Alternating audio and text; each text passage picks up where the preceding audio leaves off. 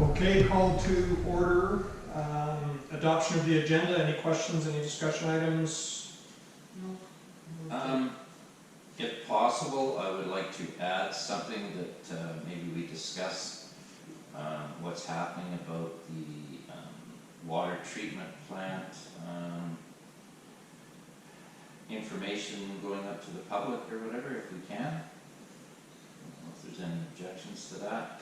WTP communication plan? Yeah.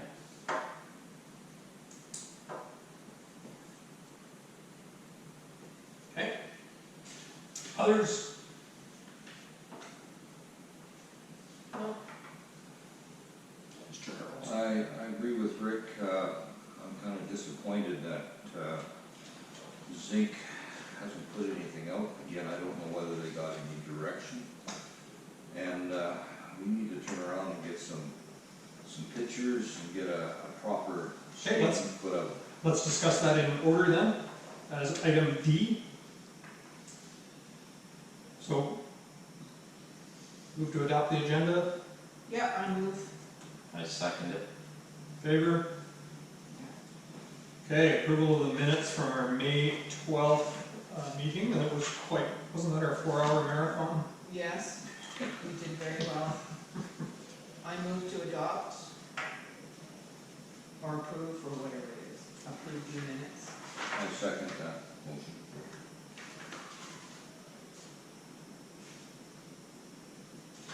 Just give everybody a chance to have a last look.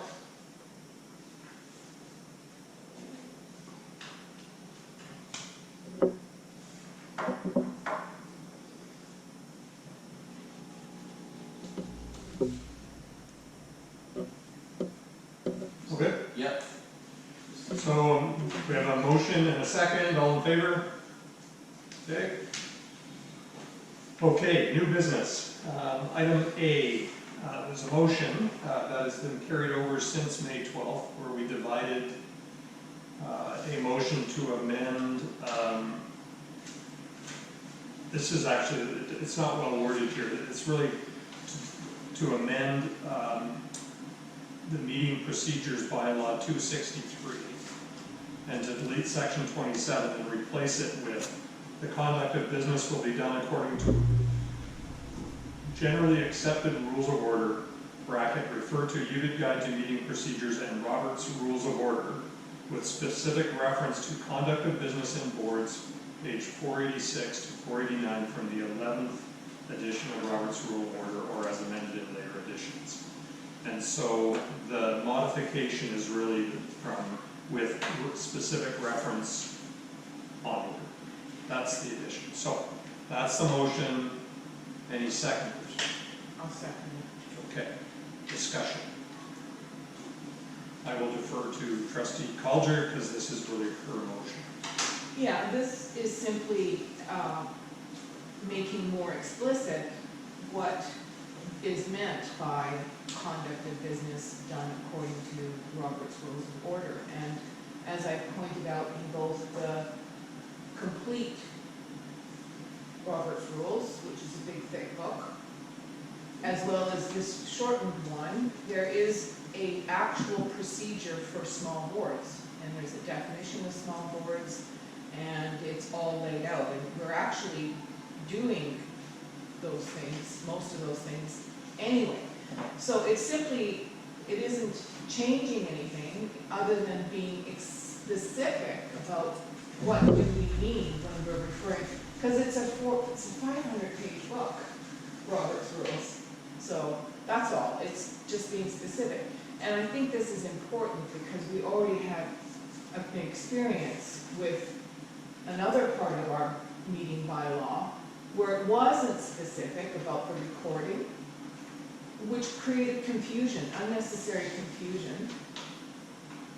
So that's all. It's not changing it, it's simply actually specifying what Robert's Rule says for small boards. So I support the motion for that reason, so that another board doesn't have to reinvent the wheel and can go, oh yeah, well, this is how it is and this is why. That's about it. No, I agree. When you sit back and think about Robert's rules, it can be either complex or it can be simplified. In our situation, I think the simpler the better. When it comes to bylaws and bylaw changes, that's a given. And a motion would be made to change a bylaw for a specific reason, and it is either it will be accepted or it will be defeated to get the floor. I agree that we do not have to have a major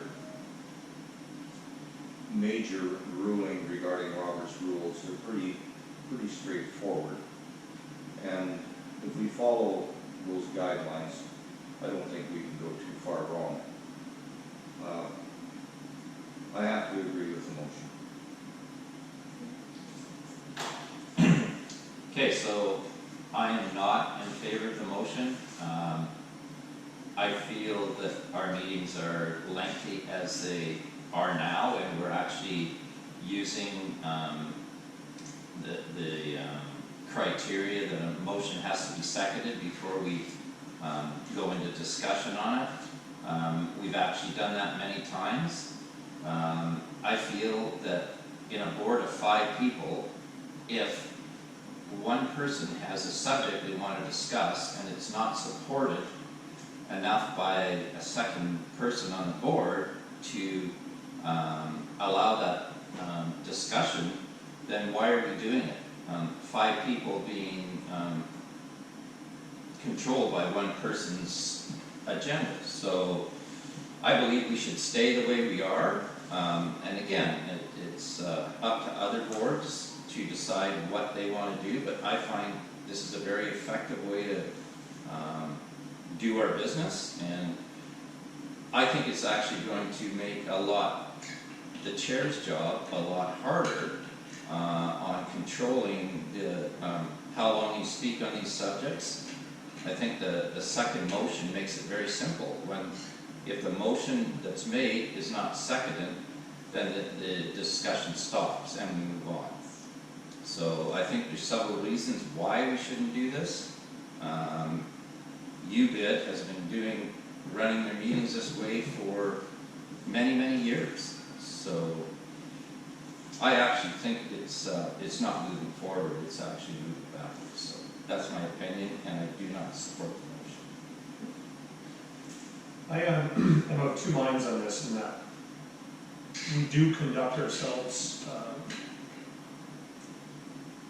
in alignment with the majority of the things that are inside these small boards rules already, like raising our hands, not standing to speak. There's a bunch of formality that's associated with the big book of rules, or large boards, that I really do support that lessening of formality. But I also support the structure of Robert's Rules of Order as a way of conducting a meeting. I happen to agree with Trustee Bitton with respect to motions, in that the act of seconding is an early temperature check to say, is this a functional use of time for the board to spend its time on? Perhaps the other thing I would say that would say, do we need this motion, would be by defining the way the bylaw is written now. It says Robert's Rules of Order, which happens to include these 4 pages as well, so they can be called on as is, right? So, I can imagine a scenario whereby a motion is made and nobody seconds, and the person who made the motion feels passionate enough about it to ask leave to debate it. And we could at that point decide whether to debate it or not, because it is still allowable under Robert's Rules of Order. Just as raising our hands instead of standing and those sorts of things are allowable under these pages, right? So a part of me says we don't need to change the bylaw because it's already there anyways. De facto, it's within the book. So it can be called upon.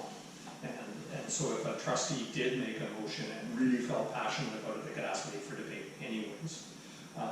And so I think I would be tempted to say I'd rather leave it as is. But as I said, I'm of 2 minds, because there are parts that are listed here that we're already doing. So, Trustee Calger, back to you. As the minority trustee, I have been censored quite actively throughout simply trying to express something and it not being allowed. The whole intention of Robert's Rules is to ensure that everyone's voice is heard. And that has unfortunately not been my experience over 4 years of being on this board. And I'll give you an example. The idea of getting a legal opinion to look at the possibility of spouses being able to vote was something I brought up. And it was not well received, or even nobody was even interested in hearing about it. And that's an example of where one person's idea, simply an idea to explore, was actually valid. It turned out to be a valid path of democracy. So that's what Robert's Rules is about. It's not about stifling people or shutting them up because nobody's thought of it or nobody's really understands even what the motion is. It's actually an opportunity to ensure that every voice is heard and that it's heard fairly, voted upon, and either passed or defeated. So, as you are correct, de facto, that possibility already exists. I have personally experienced feeling very strongly about something that nobody knew about and being shut down and not being able to present it. And that's not why I was elected. I was actually elected to represent perspectives that have not been shared by, up until the last year, not shared by the majority. That doesn't mean that it's not an important point to be aired and discussed and voted on. That's what the landowners want to see, is that people are taking information or proposals. A motion is simply an idea. It's an expression of an idea and giving it fair weight. That's it. Everything, all decisions are voted upon as a group, and that is no different. So I do believe there is a serious need. I can speak directly to very frustrating experience as a trustee who has something important to say that I believe is in the best interest of the public, and not being allowed to say it. Trustee Garth. Sorry, did I cut you? No. Good. No. Trustee Garth. Seconding a motion can do two things. My feeling is, it is important to second a motion for two reasons. First of all, if you second a motion that another trustee brings up, it goes into discussion. And then through the rounds of discussion, it can be voted upon. Again, I think it saves the chair of breaking ties on a number of occasions by seconding a motion. The discussion can go around the table. Each trustee can be for or against and give their reasons, and then it can be voted upon. And as Trustee Calder says, if it's defeated, it hits the floor, that's it. But at least it was discussed. That's it for me. Trustee Ditt. Okay, so back to Suzanne's point about a minority trustee, there is no majorities or minorities on this board. I believe we all represent the ratepayers of Union Bay fairly. So, secondly, to Suzanne's point about her bringing forward about the spouses and being able to vote, that was seconded and brought forward to a discussion.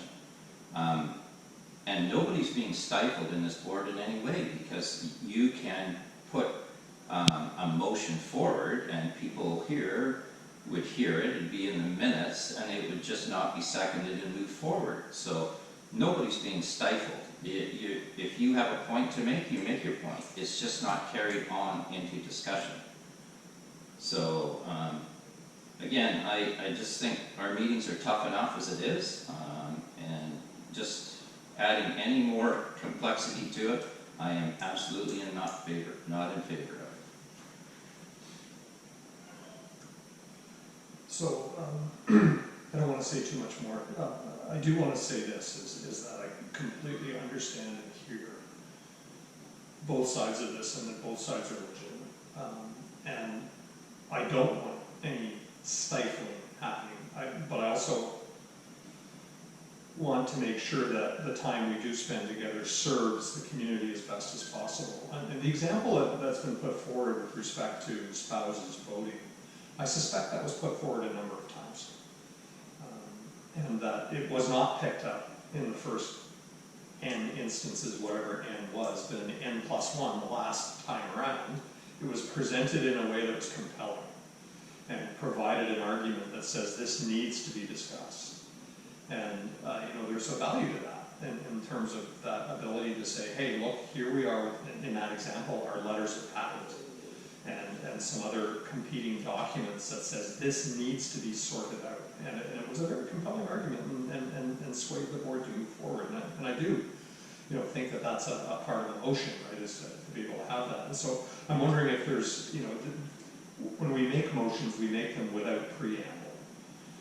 So is there a way of us, as we communicate a motion to go on to an agenda, that we get that preamble as a part of it, as part of the package that says this is why this motion comes forward, so that we have a sense of how it's important to the community.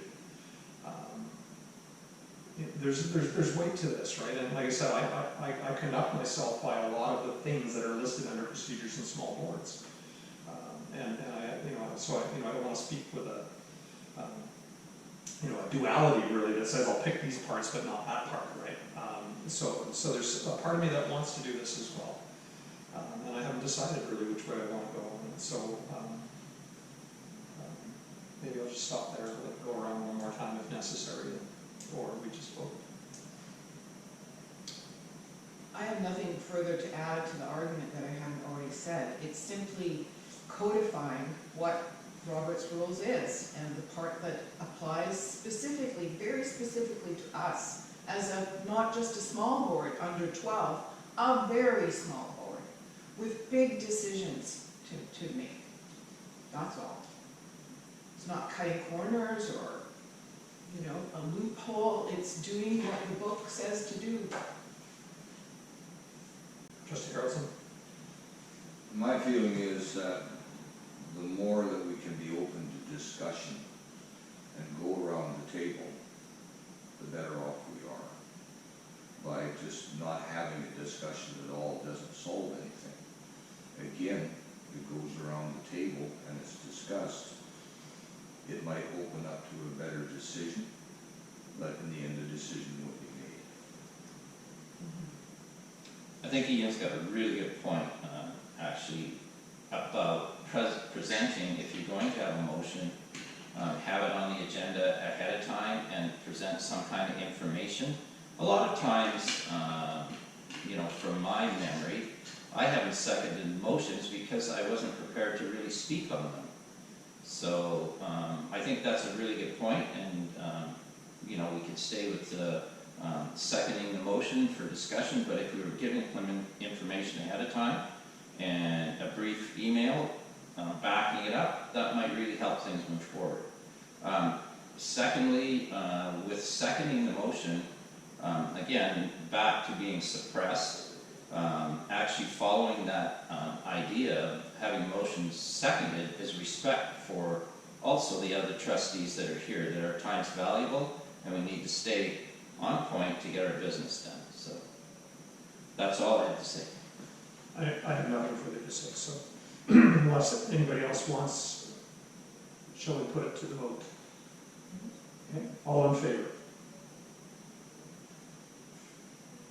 I can't speak to the duality.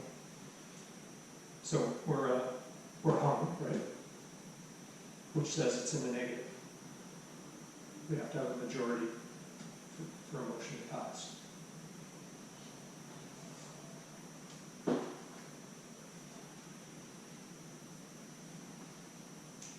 And it's further complicated by, we're already doing some of the things on here, so, how do you reconcile that? We're already doing the things in here. So are we discussing this again? But we voted on it, Oh. and so let's leave it there. And what I will say as a closure is, I will do my best to respect the entire book, and apply it as appropriate to the situation.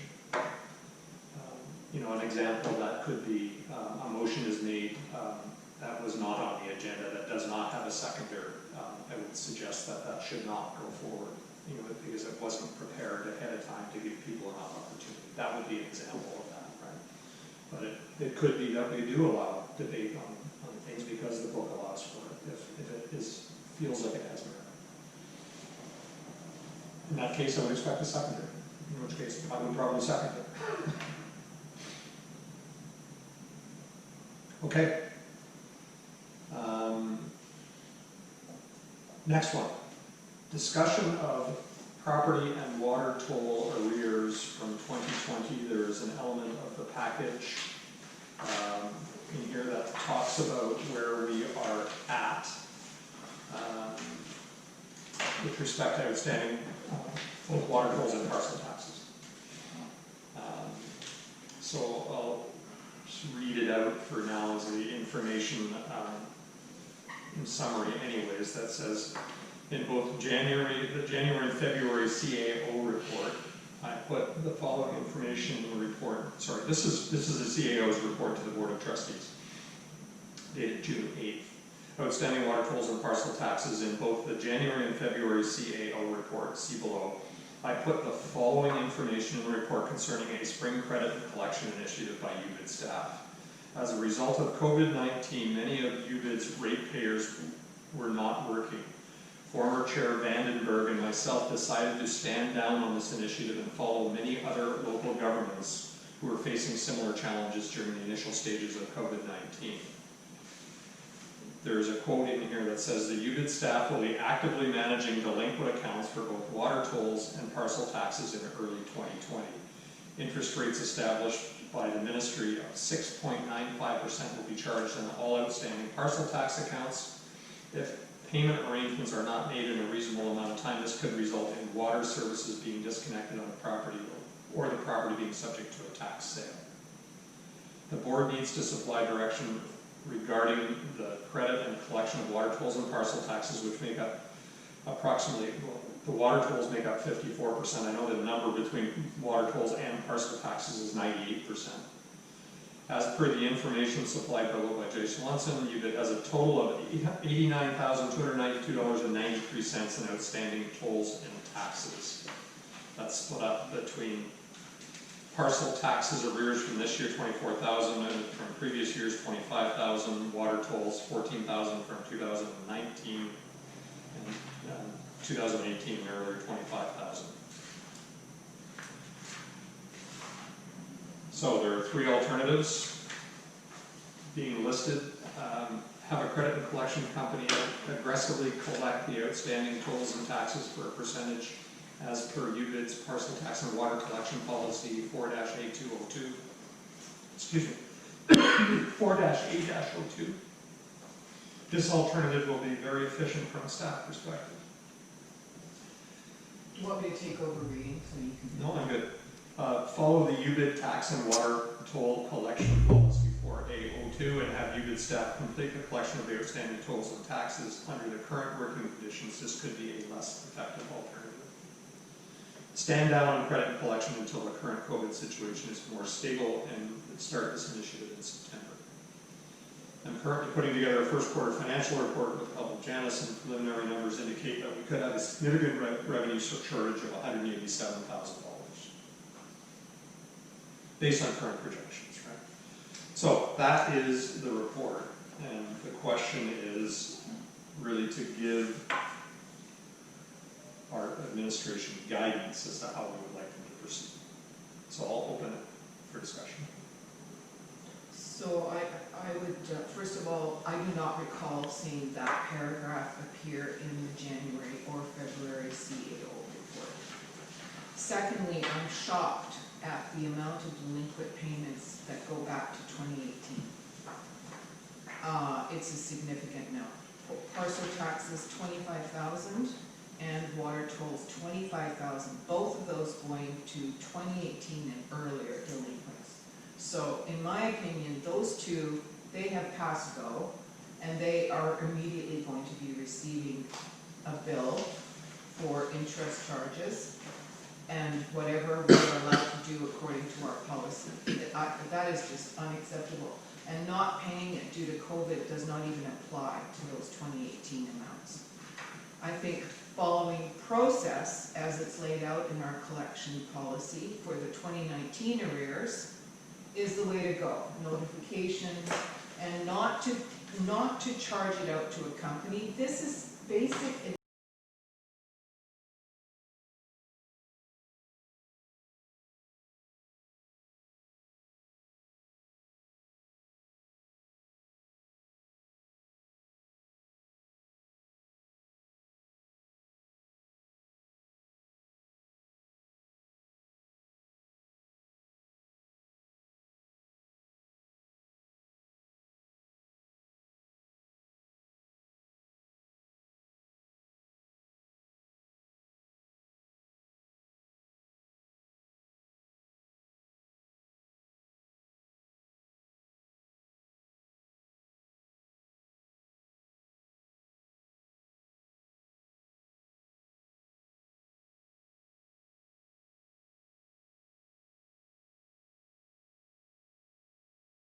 Suggestion. The 2018 ones are done like immediately. Interest charge goes out and then sale of property or shutting off of the water. Exactly according to the policy.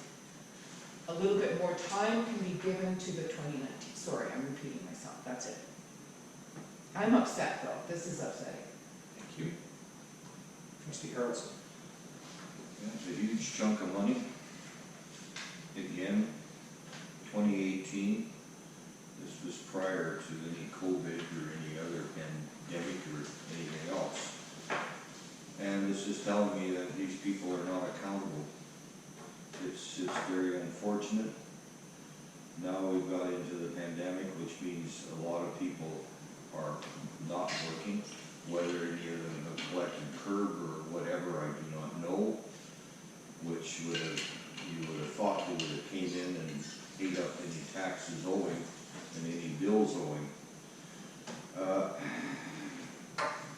It's a sad situation, but a business is a business. And that means that we need to collect these delinquent water tolls. Again, in 2018, there's no excuse for not having paid them. And they need to be collected. 2019, again, a lot of these things we're not caught up with. It's snowballing, and it's just more and more money that the improvement district needs to have to put towards a $187,000 shortfall. It's a case of notice has to go out to these people that they have to pay. They have to get it together, and they have to make an effort to start paying. And if not, I don't think we have any choice except to go ahead and shut off water. Something I sure don't want to see happen to anybody, but they need to be responsible for their utilities. It's a tough one.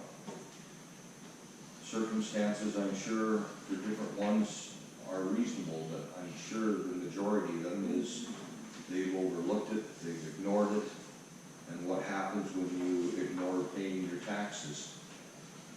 It's a consequence where if you did not pay your taxes provincially or federally, they would be upon you in short order. So I move that we need to make a strong effort to collect these tolls and to collect these frontage taxes. Trustee.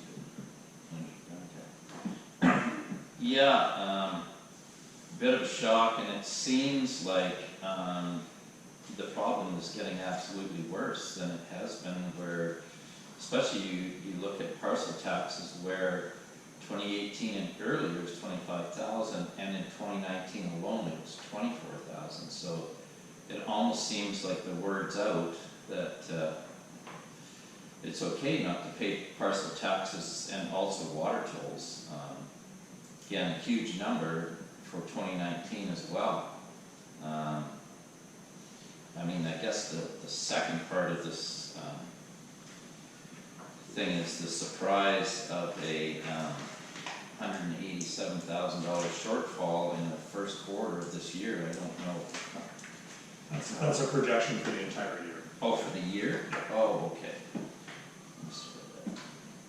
Anyway, I guess, you know, what part of that is, that's probably even before not considering the percentage of non-payment, right? So it could be even worse. We always get these numbers thrown at us, but we never see what's process has been. It's a very detailed process on how you collect water tolls and how you collect parcel tax. And, you know, these numbers are, have they gone to the final stage in all of these other processes? Has anything been initiated? This is like a one-dimensional number to me, where this amount of money is outstanding, but what has the process been? Like, have they gone to the, you know, step 5 in all of these, and we're now at step 6, or has anything been initiated? I can respond to that question. Well, let's get to it. Yeah. I guess the other part is that when we did hire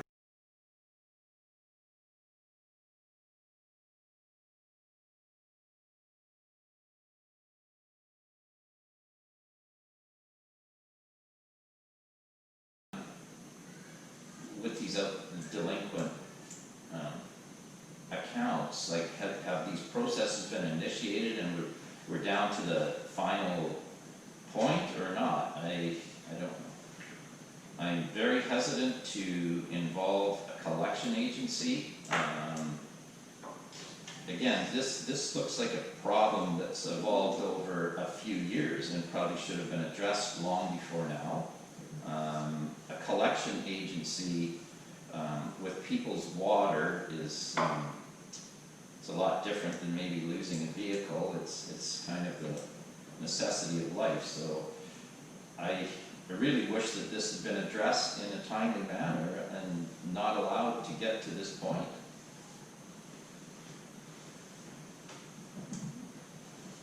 So a few things. My first thing I notice is there's not a number on here for 2020, which is when COVID was. It's Exactly. right. So to me, this isn't, you know, truly a COVID problem. This is a problem that existed before COVID. And the question really is how do we get here without our knowing of it? I suspect, you know, if we all were to think about it, we've seen financial statements at some point in this period, but, you know, the last ones that I can recall seeing are 2018 audited statements. Because of COVID, we have not seen 2019 audited statements yet. So, and you know, so the how did we get here is where's the escalation? What process has been executed, as Trustee Bitton said, is, you know, what have we been doing about this? How many properties are involved here? You know, how extensive is this? Like, I'd like to understand these things before we start to plot a path forward. And you know, some of the things that I would be interested in understanding in terms of a way forward would be who does have financial hardship, but you know, you can't just kind of say put your hand up. You have to say you have to follow a process to declare financial hardship, and you have to agree to a repayment program of some sort that would be associated with that.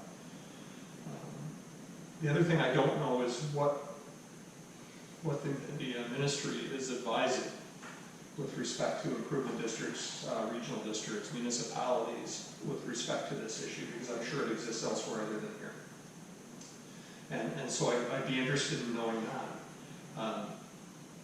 And I'd also be interested in knowing that if their guidance is to stand down, then, how do organizations such as ours remain financially liquid with respect to, that money is needed to conduct or provide our services. So there's some things that, if I could understand better how we got here, that I could then pursue with some questions to say, what are our options and how to get out of this. But I need to understand more about how we got here before I can really say what I want to do. I do have a bent towards, a strong conviction that collection has to start. I just don't know, what element of that, what needs to be there in terms of a compassionate program for those that truly are in hardship. I do have that sense here too, is that there could be people who have recently stopped paying because of financial hardship. But that doesn't go back to 2018. Okay, I'll stop there. So there's been a very clear direction given by the board to the administrator, as I said, the first time going around, to collect, because there was a problem of arrears when I first joined the board in 2016.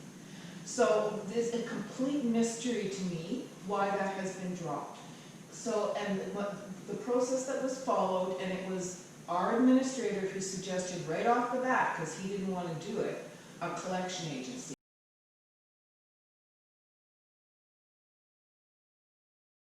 Let's do it, and he did. And lo and behold, a number of bills were paid. Right. So, and that's the last I heard. So I really resent the statement that this was brought forward in January.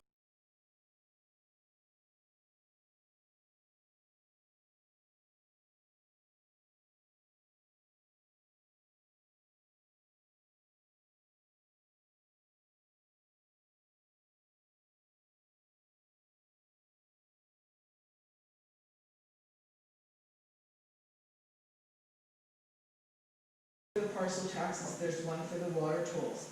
For 2018 on, there is no question that they need to be done as per regulations. And if people have a specific, situation that they need to bring forward, then it comes forward through that process. It's a transparent legal process, right? So if you have a case that you are fighting on this basis or that basis, then you make your case and the board rules one way or the other. But for it to just be stalled, like to even propose stand down, is untenable.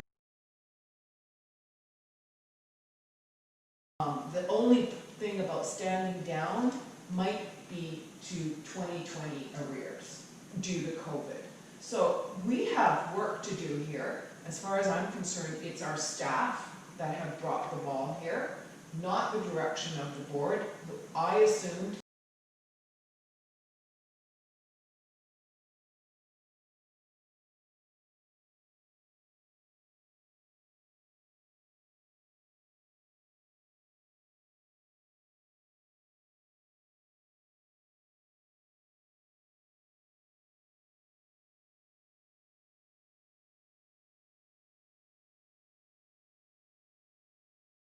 I have to agree that this was supposed to be done.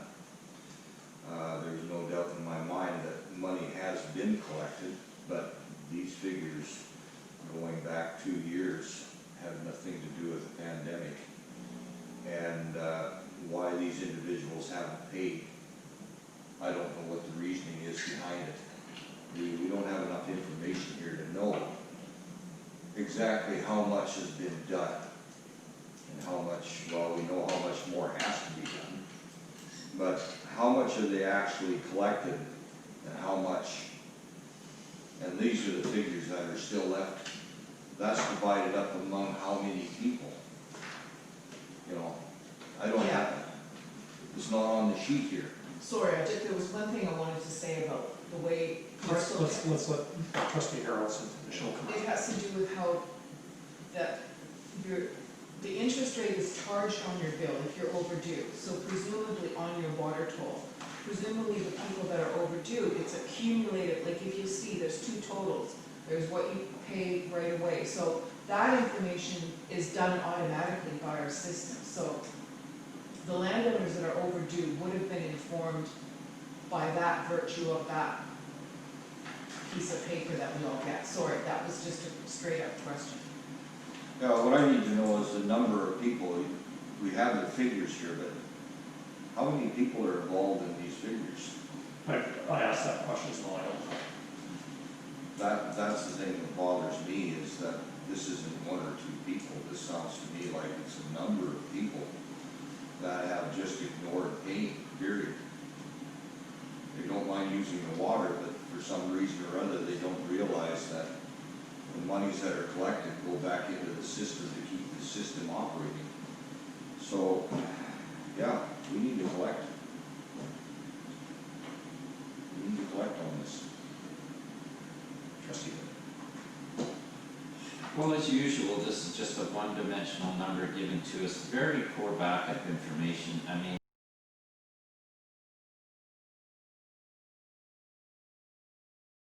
C4-A-02.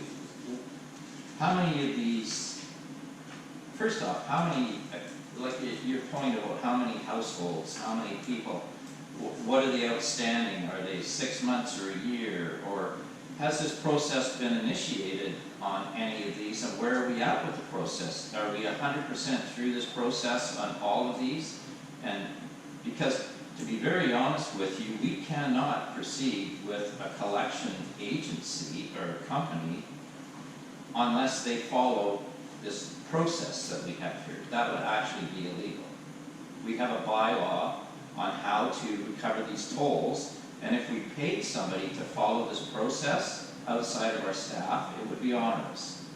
So, once again, this has been brought up many times, and to present us with information telling us that, I mean, you know, parcel taxes are one thing, water tolls, that's our operational income, and we're $40,000 short on our operational income, and parcel taxes are going to end up affecting what we're going to pay at the end of the year towards our capital expenditures. So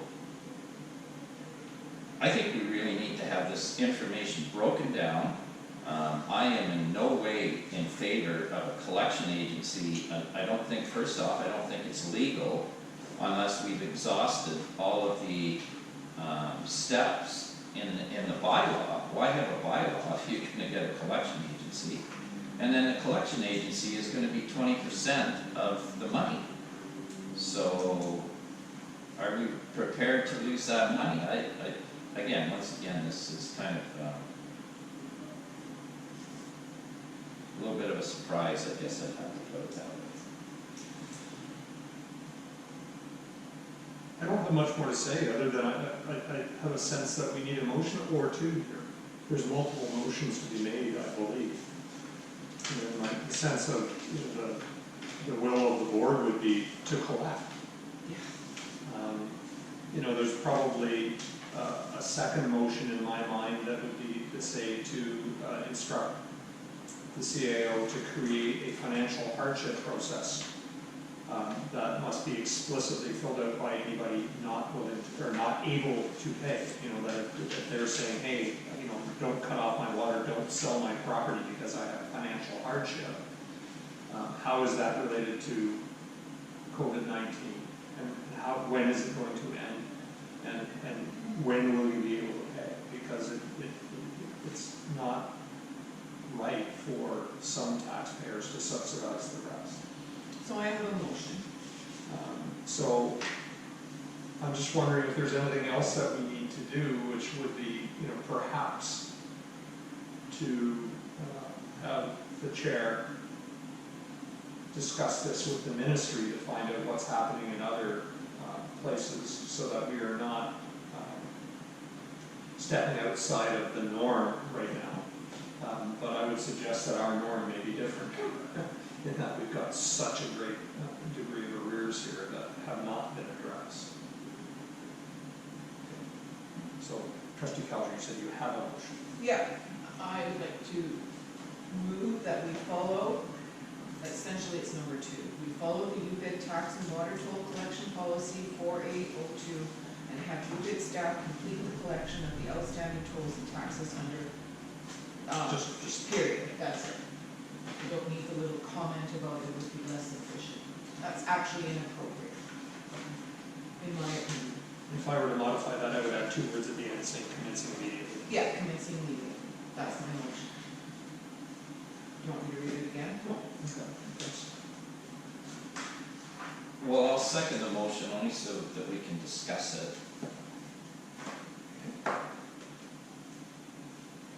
Who would like to start discussion?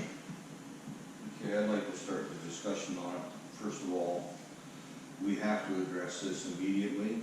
The longer this thing goes on, it's just gonna drag out to get to be a higher figure.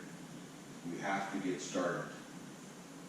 There is going to be people, I'm sure, that have legitimate reasons why they can't do it at this specific time. But again, they gotta make an effort. Even if they can only pay a certain amount, at least they have to make an effort.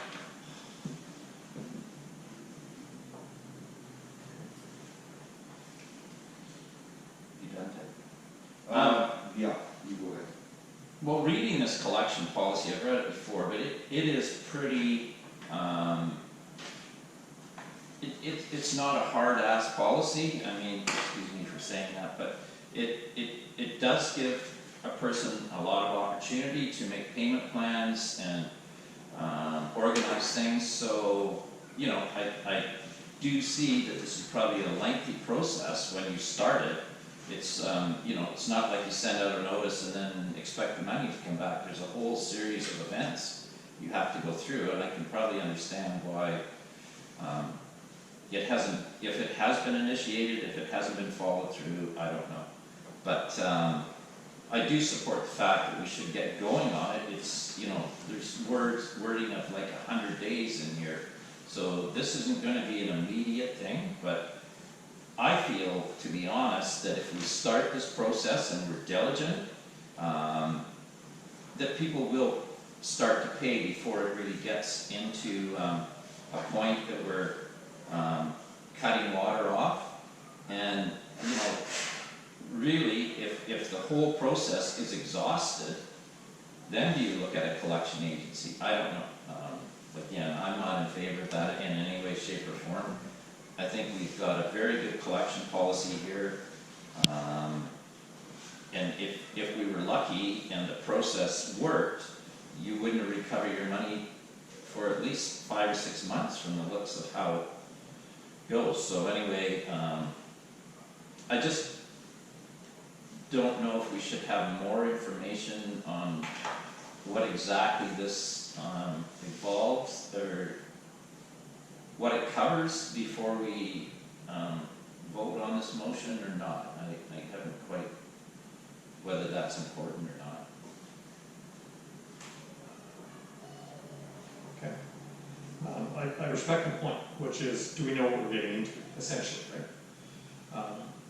If we had a report that said, here is our $89,000 broken down by each account, and here are the actions that have been taken on each account in accordance with the policy to date, we would know where we stood. But if we, you know, for example, in the water tolls collection policy, you know, step 2, so late payment penalties, step 1, late penalties will be applied to those accounts where water bills are determined to be in arrears after each monthly billing due date. Reminder notices will be sent in as reasonable and timely manner whose water tolls are deemed to be in excess of 75 days in arrears. If a payment plan is subsequently established and acceptable, such arrangements must be agreed to in writing by the property owner. And then the 100 days kicks in after that, where you issue a notice for 24-hour payment or shut off of water, and then there's fees for shut off.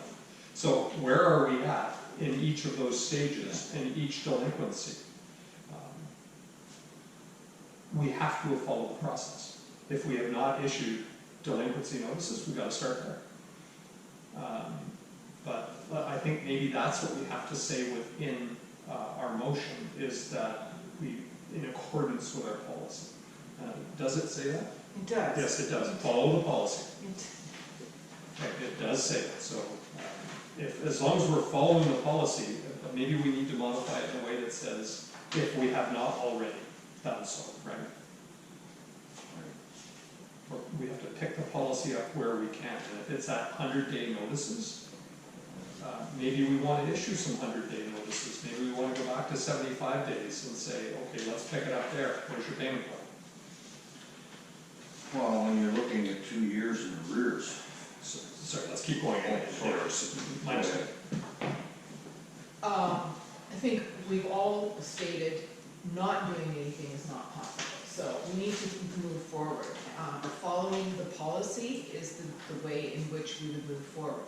The minute that these guys begin to follow the policy, they would be able to submit to us a report, probably by our next board meeting, of where it stands. Either way, none of us has said, whoa, let's hold off here. We're all saying, hello, we need to move forward on this, and we need to follow the policy. So I say we do that. We let that, the policy will dictate the information that we're all looking for. That will be a result of initiating the policy. Do you follow what I mean? I don't think we need to know that we need to have that very granular information in our head before we can look at the big picture and go, we need to follow the policy and get it done. That's my personal opinion. But the key is, because the policy is very well laid out, I mean, it's anticipating, you know, the different steps, including accounting for those folks who are in real dire situations who need to have a modified plan. That's all embedded in the policy, so I think we're good to go. Sorry, go ahead, Ted, that's it. no, I agree. I agree that we have to get on this right away. It's, this is way too much money, especially with 2019, with the COVID and all the rest. That's obviously put a lot of people into a situation where they probably can't. But again, they gotta make an effort, and the ones that have been 2 years in arrears, well, they need to have a notice of their water being shut off. Maybe that'll give their head a shake and they'll come down and say, this is the reason why I can't, or whatever, or at least make an effort to start paying. So we need to go ahead on this ASAP. Trustee Vitten. Well, again, this is a very timely process, so I don't think we can, until we follow the steps and where we're at. I don't know if we should have a second motion or amend this motion to, and I haven't got the wording right, but I'm just suggesting whether we amend this motion and add that we are provided with a information breaking down, you know, the not the names, but how many people owe this much, you know, are there 10% that owe less than, I'd like to see some numbers of where we're at. I'm not saying that we shouldn't initiate this. Then we So- can make that a separate motion.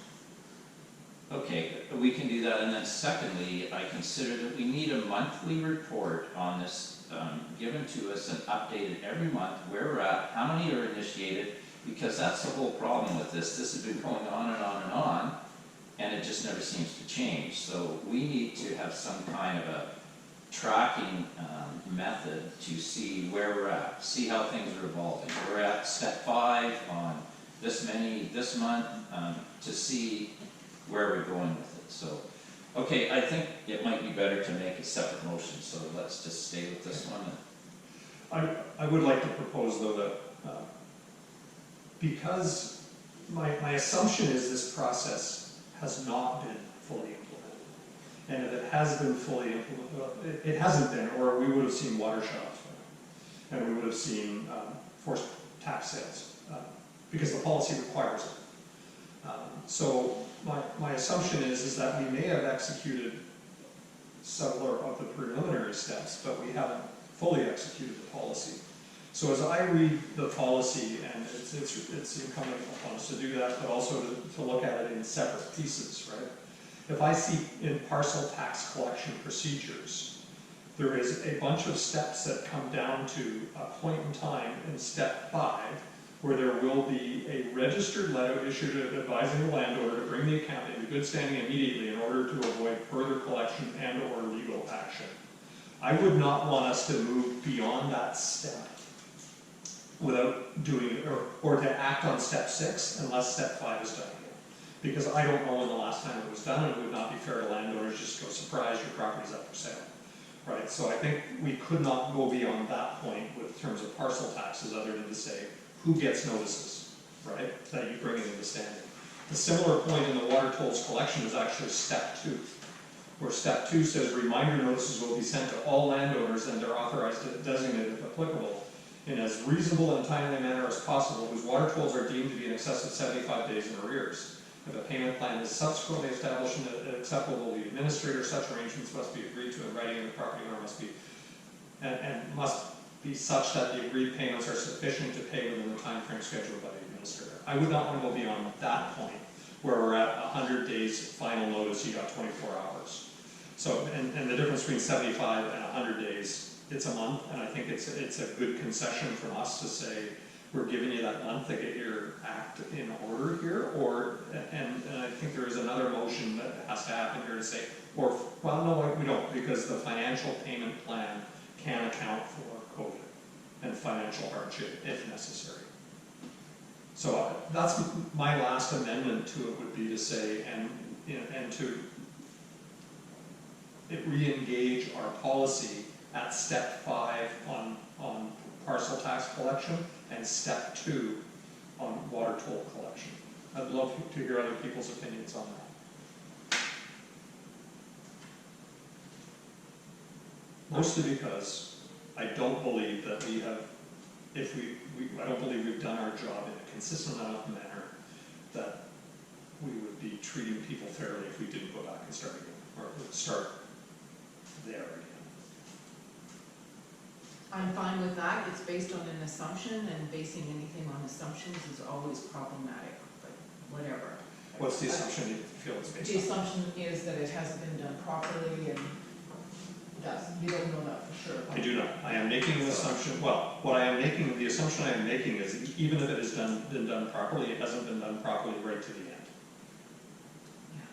Because it goes I back to just 2018. want to see it done, so however you want to phrase it, I'm fine.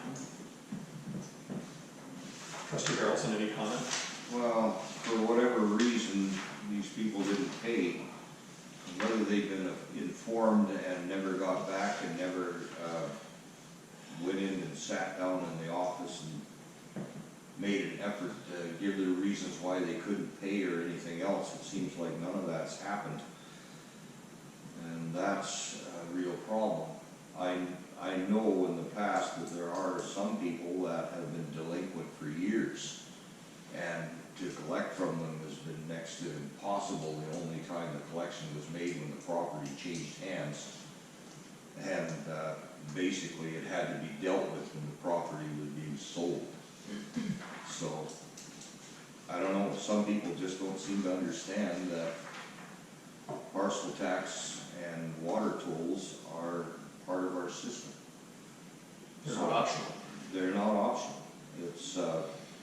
It's a case of going to number 5 and turning around and having a tax sale isn't the answer neither, because a tax sale takes up to 2 years. The first year the person has the right to pay off their taxes and move back into the property.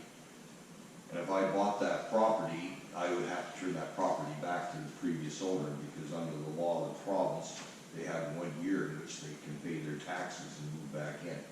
So I don't want to go there. I would rather see this thing cleared up and cleaned up by people sitting down and working out a plan that's going to help pay off their debt. So again, it's sad to see that this much money is owing, but we do have to start, and we have to start right away to start collecting. So I agree, we should be using our own system to try to collect this. Time is money. If it gets to the point where that's not going to work, then I guess there's no other choice but a collection agency, which is something I don't wanna see. But time is money, and especially in this situation. So, Trustee Benton, anything further, or should we read a motion? Yeah, yeah, I think we should just vote on this motion.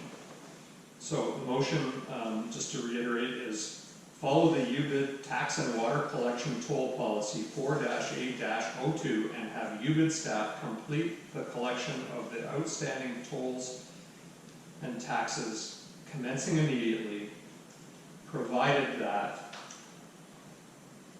the policy is reset to step 5 of the parcel tax collection procedure and step 2 of the water tolls collection policy, if it had proceeded beyond that. I second that.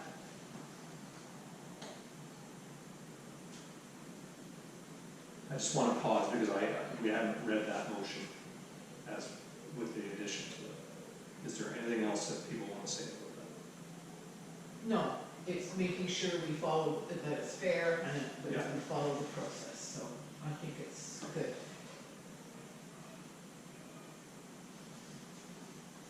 Any further discussion? All in favor? Okay. Okay, so then the second motion, we just need to form up here. Yeah, I kind of got it written. Okay, fire away. And I need to wordsmith this a little bit, but to provide the board by our next meeting with a detailed breakdown of the outstanding water tolls and parcel taxes. It should provide information on where we are at in the collection policy with each outstanding account. I would modify that to say, and the age of each account. It should provide information on I guess you got that, where we're at. each, Yeah. bad wording, but. Yeah, I'll second that. Any discussion? No, I think we kind of discussed Done it, it. yeah. It- We it- all want to know more granular. Yeah, it needs to be broken down Yeah. in less than 1,000, more than 1,000. That, it's not, if somebody owes $200, it's a lot different than somebody that's repetitively not paid for 4 years, right? Yeah, And they're actually gonna, to initiate this policy, they should actually have a spreadsheet, they break it down, this owes this much, we're at step 1, and we should be seeing that spreadsheet every meeting, so that we can see how it's what, coming down. yeah, what kind of progress is being made, so. yeah, Okay. I think we all know. So you want me to write this out? I'll write it out and give it to you. If you could, yeah. And does it say monthly in there, a monthly report? No, I'll just add that in. Provide monthly. Okay. To provide the board with a monthly detailed accounting of the overdue parcel taxes and water tolls.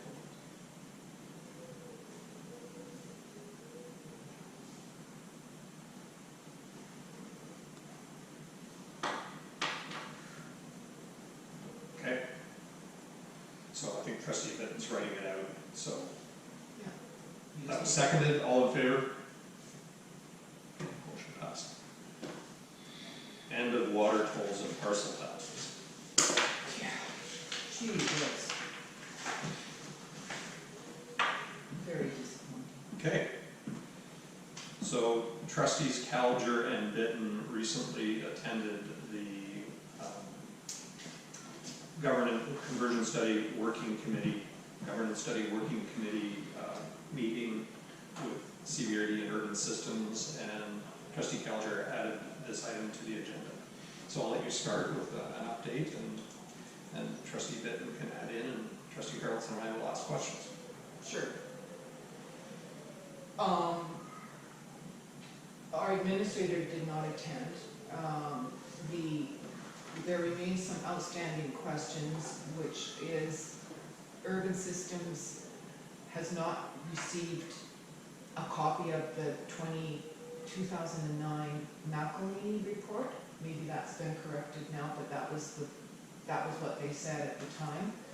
So that's a bit concerning in terms of their report is only going to be as good as the information that's given. And my understanding is that Union Bay, any report that Union Bay contracted and paid for actually belongs to Union Bay, and Union Bay has the right to disseminate that. So I guess this is a question for the board, which is where's the holdup on passing this important information along? The other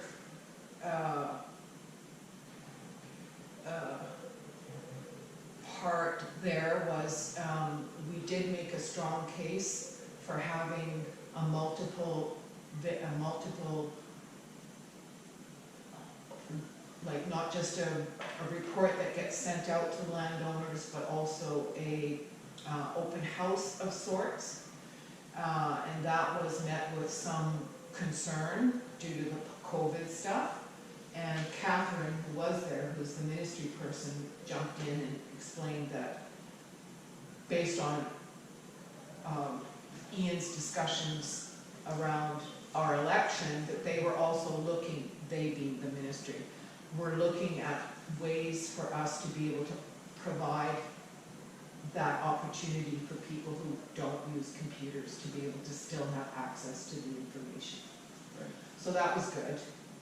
Because initially, and Daniel Arbor also piped up and said that, you know, he understood too the need, and his suggestion, he had concerns about using a closed-in space, and I think that's for COVID reasons, that he said, well, it'll be the summertime, perhaps we could put an outside carousel or poster boards, yeah. So in other words, to try to accommodate the uniqueness of our community, of being a combination of tech savvy and not tech savvy people. So that was, I thought that was good. Yeah, that's, the report should be, everything's on schedule. Their report should be ready by the middle of June. They are going to contact trustees individually. They were looking for your email address, Ted. I provided Okay, access to. So I've already had my interview, and maybe others have too, but I think they're doing a very thorough job, and they're basing their information on facts, which is what they're supposed to do. So I thought it was good. We will be meeting again in 3 weeks, hoping to have a little more concrete information from Catherine, the ministry person, about how we can do the open house. So they're on schedule, they're on budget. Oh, I did advocate that it might cost more money to do the open house meeting format, and that maybe the ministry or somebody could kick in, like help us out with that. Trustee, anything to add to that? Yeah. As another attendee? No, of course, being a phone-in meeting is much different than being in person, not knowing sometimes, and not meeting the people, not knowing who was talking about certain things, but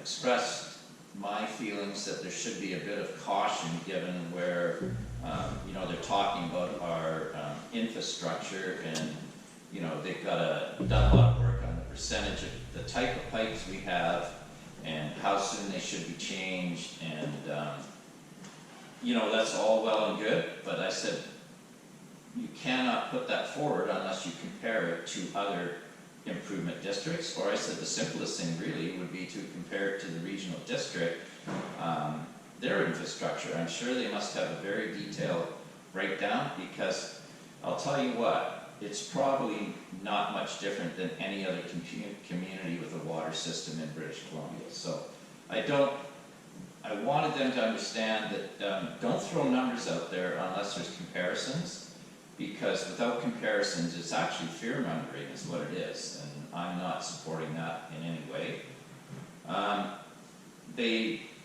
Unfortunately, they really hadn't taken into account the email that you sent them about our ideas of how we could handle an open house. It seemed to be off the table. I kept asking them if they'd received it, and they had, because we did a lot of work on that, and I think we understand what the community needs and what we should do to be diligent in how this process evolves. So, again, like Susanna mentioned, when you started talking about this open house, right away they're looking for money, funding. It was suggested that UBID pay for it. I don't know how that would be. Unfortunately, again, coming in, and I don't know if it ever was, we were never shown a budget and what budget they had for putting an open house on in the hall, right? You know, without that information, it's very hard to picture what we could and couldn't do, or what we would be expected to pay. So, I think Susanna and I talked to her. They are interviewing all the trustees, which I actually brought up, where they said in their update that they had interviewed all trustees. They hadn't. So they're taking the time this week to get a hold of each trustee and, you know, get your feelings or understanding about things that should be covered in the report, and your idea of how we move forward. So they did that today. There were a couple of things that came up in the phone conversation that I've actually asked the lady to correct, where one of the fellows said that CEC credits, and this is really important stuff when they put this study together and present it to the people, that this information has to be 100% accurate. So his statement was that we cannot use CEC credits to update our water infrastructure, which is completely wrong. CEC credits go into our capital funding, and you know, he went on about developers paying this percentage, and he's talking about upgrading pipes for the development, so he's somewhat confused about what he's talking about. I've seen, I think, in our financial statements in the past where the CEC credits go into our capital reserves, and capital reserves are used to upgrade your water system. They're not used for your everyday operational costs, but they are there for put in the bank to upgrade your infrastructure. So hopefully that will be corrected. Which will include distribution, not just treatment. Yeah, Yeah, distribution. yeah, any capital expenditure. So, yeah, there seems to be some good people involved in it all, and Daniel was on the call, and he's, you know, recognizing the fact that we do need to do some kind of a community-minded thing where people can come and see the displays rather than the electronic version of it. So, and hopefully, if it does come down to a funding shortage, that it's not us that's having to pay it, but anyway.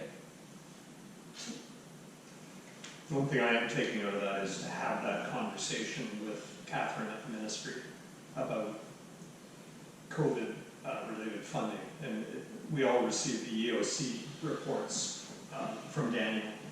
And in there, I recall several times where there's been questions asked and raised about the eligibility of certain expenses for COVID-related funding from the province, and that it does exist. So I'll ask the question as to whether this type of thing, including perhaps even our election and the extra costs that might happen if and when we can hold an election, as to how those would be covered. Right. Trustee Harrelson, any questions, comments? No, I think that's pretty thorough. I'm glad that they're coming along and they're within their budget regarding this study. I'll be looking forward to talking with whoever is going to call me or email me or whatever, arrange to speak with them.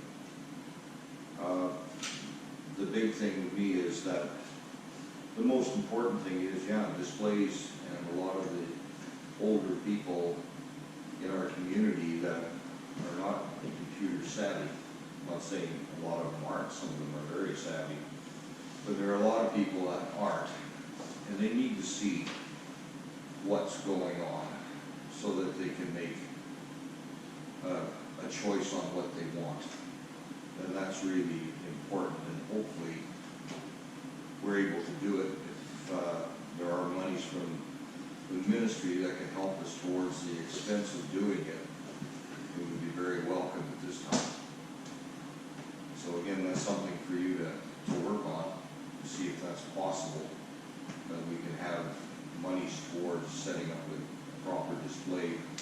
And again, going through the hall in one door and out the other, and marking the floor and separation, etc., whatever it takes. Hopefully, that can happen and the weather will be good at that particular time, but that really needs to happen. So, Any further discussion, any motions required? Okay. So our late addition item, water treatment plant communication plan, trustee Bitten asked for this, so I'll turn the floor to you. Yeah, well, I don't know where to start, but I mean, the water treatment plant is ours, it's functional. It's just such a monumental thing for this community. I mean, First in the valley. yeah, and probably one of the most effective water treatment plants on Vancouver Island. You know, the work that was done by so many people, the struggles and you know, what we went through to get where we're at today, and I just don't understand where our community has got. I mean, certainly the COVID thing has changed. We had big plans for an open house and all that sort of thing, but to not even have a press release or something in the paper is just absolutely mind-boggling to me. We did initiate a process with Zinc, I can't remember the exact name of their, with a PR company to take this process on and to deal, so the staff didn't have to do it, so that company's connected with the newspapers. There was going to be things put in the newspaper, there was going to be a public announcement put out, all these sorts of things, and I just can't believe that, you know, where are we at? 2 or 3 weeks since the plant's online, and there was a one-sentence paragraph in the paper on about page 8 that talked about the boil water advisory being removed and our new treatment plant was on. So, wow, if that's the best we can do, well, I don't know. And how are we going to get this thing going and make sure that it's done? That's what I want to know. Other thoughts?